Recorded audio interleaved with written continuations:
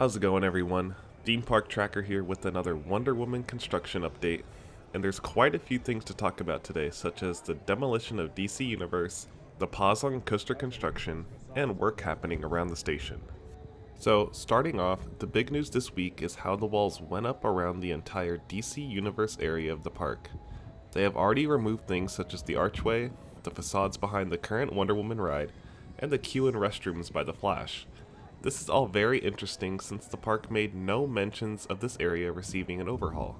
The renderings of the coaster did not even show what was going to happen here, and I'm pretty sure we all assumed it was going to stay the same, minus some new paint here and there, and name changes for the current Wonder Woman spinner ride, off to the right of the land. The park is going to put a new restroom by the Flash, as the current ones were quite outdated compared to the new restrooms they remodeled or built throughout the years. This is a great addition to the park and something that should be addressed to all the restrooms in the park, which they seem to be doing throughout the years.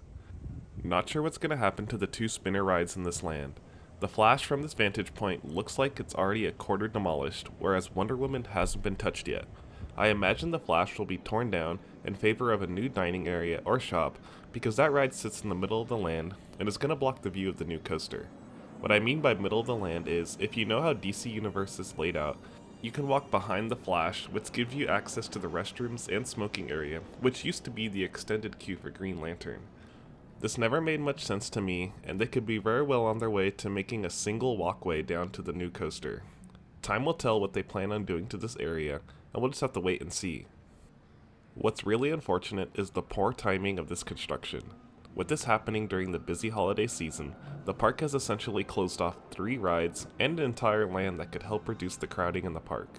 They also removed the ability to do that amazing light show that has been somewhat relocated to the underground by West Coast racers, namely the light arch that was stationed in the center of the land. Combine these ride closures with Tatsu, which is undergoing a repaint and not opening until early next year. This is poor timing on the park's part that could have been saved, at least a Tatsu repaint, for after the holiday season madness at all theme parks. Granted, I'm glad the park is redoing the DC Universe area once again after they transformed it for the opening of Green Lantern First Flight in 2011, which is the coaster that prompted this project in the first place.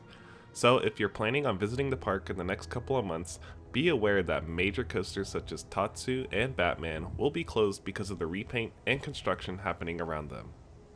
I wish there was more to report on for the vertical progress of the coaster, but construction seems to have halted as no more supports or track have been arriving at the park. The station did get a new roof, so that's something.